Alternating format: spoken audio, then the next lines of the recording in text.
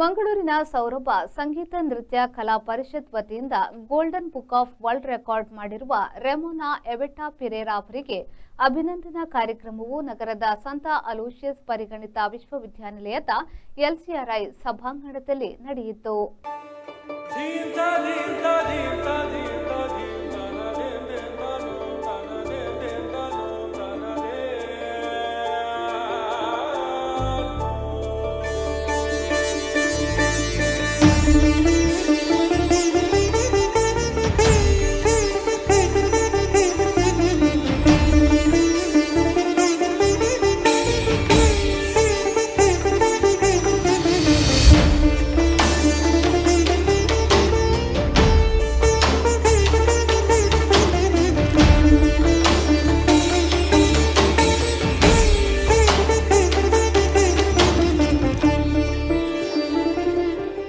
ಮಂಗಳೂರಿನ ರೆಮೋನಾ ಪಿರೇರಾ 170 ಗಂಟೆಗಳ ಕಾಲ ನಿರಂತರ ಭರತನಾಟ್ಯ ಪ್ರದರ್ಶಿಸುವ ಮೂಲಕ ವಿಶ್ವ ದಾಖಲೆಯನ್ನ ಬರೆದ ಅವರಿಗೆ ಸೌರಭ ಸಂಗೀತ ನೃತ್ಯ ಕಲಾ ಪರಿಷತ್ ವತಿಯಿಂದ ಅಭಿನಂದಿಸಲಾಯಿತು.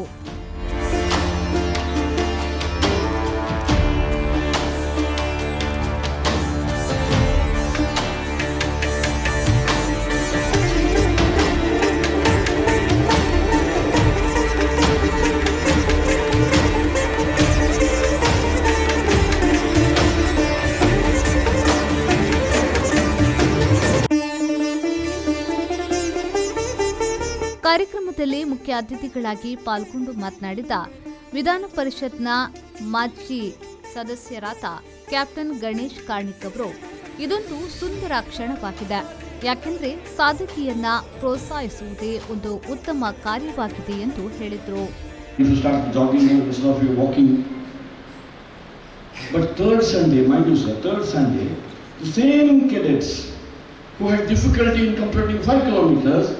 By third Sunday, everybody was quietly jogging and completing 25 kilometers.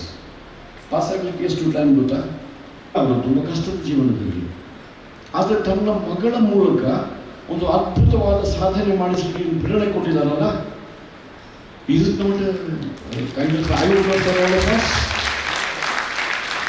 ನಾವು ಮನೆಯಲ್ಲಿ ನಮ್ಮ ಹೆತ್ತಾಯಿಯವರು ತಂದೆಯವರು ಏನು ನಮಗಾಗಿ ತ್ಯಾಗ ಮಾಡ್ತಾರೆ, ನಮಗಾಗಿ ಪ್ರೇರಣೆ ಕೊಡುವ ಕೆಲಸ ಮಾಡ್ತಾರೆ, ಕಷ್ಟಪಟ್ಟು ದುಡಿದು ನೀವು ಚೆನ್ನಾಗಿರಿ ಅಂತ ಹೇಳ್ತಾರೆ. 3 ವರ್ಷ ತಗೊಂಡು ಮೊಬೈಲ್ ಹೇಳಿದ್ರೆ ಗಲಾಟೆ ಮಾಡ್ತೇವೆ, ಹೊಸ ಮೊಬೈಲ್ ತೆಗೆಸ್ಕೊಡಿ ಅಂತ. ಎಷ್ಟು ಕಷ್ಟ ಹೇಳ್ತಿ ಗೊತ್ತಿಲ್ಲ ನಮಗೆ. ಇದನ್ನು ಅರ್ಥ ಮಾಡ್ಕೊಳ್ತೀವ? ರೆಮೋನಾಳ ಸಾಧನೆಯ ಹಿಂದೆ ಎಲ್ಲ ಸಂಗತಿಗಳಿದೆ. It is just not stage performance, it is just not a record. Somebody, in fact, there is a girl called Kumari Diksha. She is now doing slightly better. Maybe Ramona has given her inspiration. If Ramona can do 170 hours, why not be doing 210 hours? ಕಾರ್ಯಕ್ರಮದಲ್ಲಿ ಮತ್ತೋರ್ವ ಮುಖ್ಯ ಅತಿಥಿಗಳಾಗಿ ಪಾಲ್ಗೊಂಡು ಮಾತನಾಡಿದ ನಿವೃತ್ತ ಹಿರಿಯ ಪ್ರಾಧ್ಯಾಪಕರಾದ doctor M Mohan ಕುಂಟಾರ್ ಅವರು, ಪ್ರಸ್ತುತ ದಿನಗಳಲ್ಲಿ ಹೆತ್ತವರಿಗೆ ಅಂಕಗಳೇ ಬರಬೇಕೆಂಬ ಹಂಬಲ ಹೊಂದಿರುತ್ತಾರೆ. ಅಂಕಗಳ ಜೊತೆಯಲ್ಲಿ ಸಾಧನೆ ಕೂಡ ಮಹತ್ವವನ್ನ ಪಡೆದುಕೊಂಡಿದೆ ಎಂದು ಹೇಳಿದ್ರು.